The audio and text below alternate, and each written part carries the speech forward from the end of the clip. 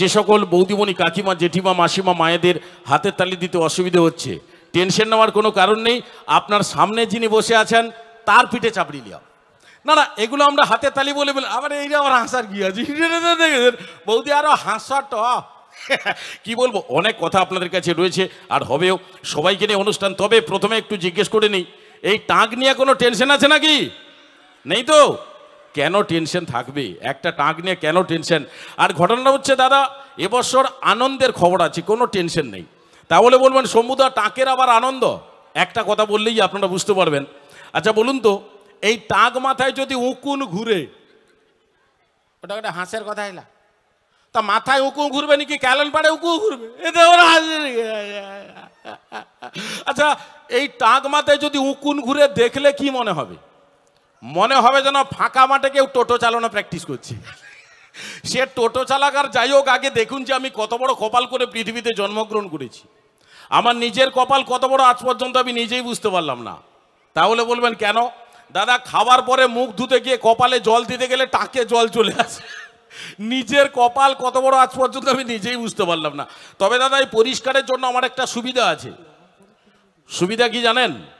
আমি যে কোনো কাজের জন্য ইন্টারভিউ দিতে গেলে সেখানে আমার কাজ সঙ্গে সঙ্গে পাকা হয়ে যায়। কেন বলুন তো? সবাই বলে, দেখ যার মাথায় এত পরিষ্কার সে তো কাজটাও পরিষ্কারভাবে করবে। দাদা, টিটকারি করছে না কাজে জয়েন করেছে আমি নিজেই জানি না। তবে দাদা, আমি শুধু একা পরিষ্কার করি না, হ্যাঁ আমার বউও মাঝে মধ্যে পরিষ্কার করে দেয়। তাহলে বলবেন শম্ভুদা বৌদিমণি টাক পরিষ্কার করে? পরশুদিন ঘুম থেকে উঠে দেখি আমার মোটা মানি ব্যাগটা গোটা পরিষ্কার করে দিয়েছে। দাদা, পরিষ্কারের পদ্ধতি আলাদা, কিন্তু পরিষ্কার করছে। কত টেনশনের মধ্যে আছি। আজকে আবার অনেকে বলবেন যে শম্ভুদা বৌদিমণিকে দিয়ে আজকের অনুষ্ঠানটা শুরু করলেন। দাদা, একটা কথা বলি, আমি শুধু একা বিবাহিত নয়, আজকে এখানে অনেক বন্ধু অনুষ্ঠান দেখার জন্য এসেছেন যিনারা বিয়েও করেছেন। আপনারা বিশেষ করে জানেন যে বউ এমন এক ব্যক্তি যার কথা বললে আজকের অনুষ্ঠান শেষ হয়ে যাবে, কিন্তু তার কথা বলা শেষ হবে না। কি কথা? হ্যাঁ, তুমি বেহাই জমানেতে জামা ঘাটা। তো ঘটনা আলাদা জায়গায়। দেখবেন দাদা, প্রায় 70% বিবাহিত পুরুষদের একটা কথা বাড়িতে টুকটাক ঝগড়া লাগলেই বউয়ের কাছ থেকে শুনতে হবে। এটা হবেই মাস্ট, বউ এই কথাটা বলবেই। বাড়িতে টুকটাক ঝগড়া লাগলেই বউ বলবে। কোন কথাটা বলে? তোমাকে বিয়ে করে আমার জীবনটা বরবাদ গেল। তোমাকে বিয়ে না করে আমাকে প্রথম যে দেখতে এসেছিল তাকে যদি বিয়ে করতাম আজকে আমি স্ট্যান্ড হয়ে যেতাম। দাদা, সে প্রথম কে এমন মহাপুরুষ দেখতে যায় তার সঙ্গেই না হয়। আর যত ঝামেলা আমার আপনার মিউজিশিয়ান বন্ধু, লাইট অপারেটর আমরা যে রয়েছি, আমাদের যত ঝামেলা। মানে মঞ্চের মধ্যে উঠে আসছি, অনেক বন্ধু আমার এই চশমা পড়া দেখে অনেকে বলছেন হ্যাঁ দেখ শম্ভুদাকে ভিলেনের মতো। মানে এটা একটা ব্যাপার, মানে যেটা মনের মধ্যে জাগে আর কি। তার মধ্যে একটা কথা বলি, আমি গ্রিন রুমে একটু দাঁড়িয়েছিলাম, একজন বন্ধু পর্দাটা তো শম্ভুদা কুকুর শম্ভুদা। আমি দাদা ভাষা ঠিক করা, কি কুকুর কুকুর? বলে না দাদা, আপনি যে মিরাকেলে কুকুরের বিষয়টা করেছিলেন ওটা একটু করবেন, আমরা একটু দেখবো।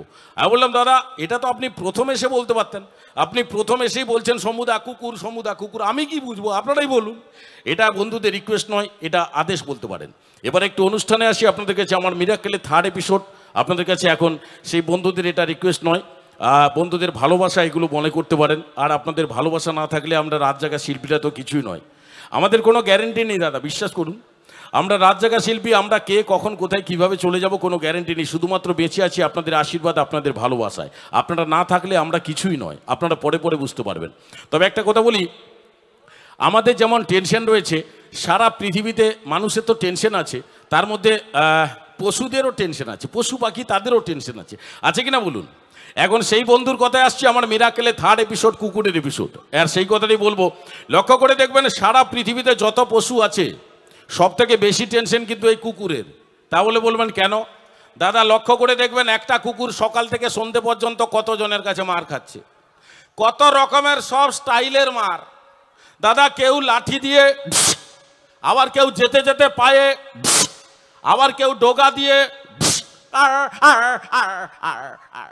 অনেক। দাঁড়ান চশমাটা খুলে দিয়ে, কুত্তার ব্যাপার তো কথা কি দাদা? হ্যাঁ একটু রাখা যাবে? হ্যাঁ দাদা একটু ড্রাই করুন না এখন, হ্যাঁ একটু ড্রাই করুন, থ্যাংক ইউ। আপনি গুরুদেব আছেন, সাউন্ড অপারেটর যিনি রয়েছেন, ড্রাই করুন। এখন চলে আসি আপনাদের কাছে। তো এবার লক্ষ্য করে দেখবেন সারা, হ্যাঁ সে ঠাকুমা হাঁ কাড়ি বুঝা, এখন মশার উপদ্রব দেখবেন, মুখের মধ্যে মশা। আপনার টেনশন নেবেন না, মুড়ি খাচ্ছেন, মুড়ি খেতে খেতে দাদা মশা মুখের ভিতরে ঢুকে যাচ্ছে, দাদা 12 ভাজা মনে করে খেয়ে নিতে হচ্ছে। কত টেনশন।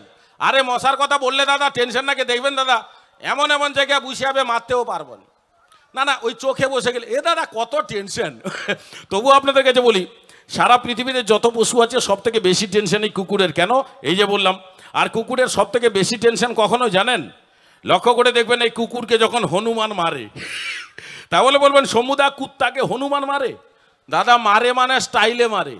তাহলে বলবেন সমুদা হনুমানের আবার স্টাইল কি? লক্ষ্য করে দেখবেন হনুমান ছোট গাছে বসে লেজটাকে নাড়বে আর একবার ডাক দেবে, মুপ মুপ। এই শুনেই কুকুর চলে এলো। কেন রে, তুই তো দূরে ছিলিস? এ দাদা মার খাওয়ার জন্য আসছে। এবার লক্ষ্য করে দেখবেন হনুমানকে দেখে গ্রামের কুকুরের পরিবেশটা কিভাবে হয়।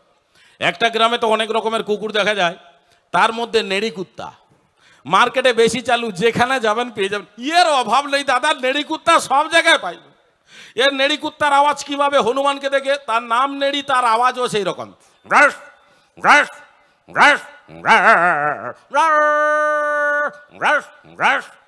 একটা জিনিস আপনারা খেয়াল করে দেখবেন, এ কুকুররা যখন ডাকে তাদের পিছন কিন্তু তালে তালে নড়ে। এটা জীবনে মিস্টেক করবে না। আমরা কথা বলতে বলতে মিস্টেক করতে পারি, কিন্তু কুকুরের তাল জীবনে মিস্টেক করবে না, ডাকলেই পিছন নড়বে। কিভাবে?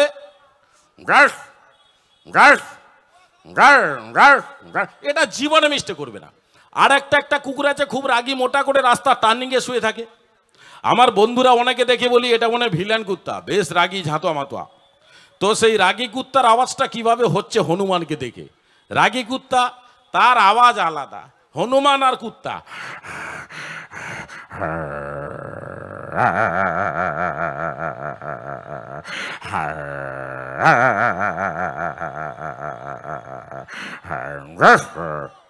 দাদা হনুমান ভাবছে কুকুর যদি এভাবে অবস্থা করে তাহলে তো আমার মানে খুব খারাপ অবস্থায় পৌঁছে যাবে।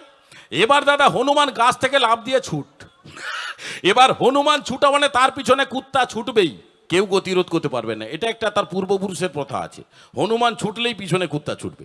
এবার লক্ষ্য করে দেখবেন হনুমান যখন ছুটে 120 কিলোমিটার গতিবেগ, কিন্তু দাদা হনুমানের ডিস উড়ে গেছে। হ্যাঁ, হনুমান ছুটতে ছুটতে যে কোনো সময় বসে পড়বে, কিন্তু দাদা এ কুত্তার কোনো ব্রেক নাই, এর পা স্লিপ করবে। রানিং অবস্থা দেখবেন এক জায়গায় দাঁড়াতে পারবে না, কোনো মতেই নয়। মোরাম রাস্তা হলে তো কোনো ব্যাপারই নয়, একবারে পা স্লিপ করবেই। এবার হনুমান ছুটছে পিছনে কুত্তা, হনুমান ছুটছে পিছনে কুত্তা, হনুমান ছুটছে পিছনে কুত্তা, হনুমান ছুটছে পিছনে কুত্তা, হনুমান বসে পড়ছে, কুত্তার পা স্লিপ। এবার কুত্তা ঘুরছে, হনুমান কান পাটায় ঠায়।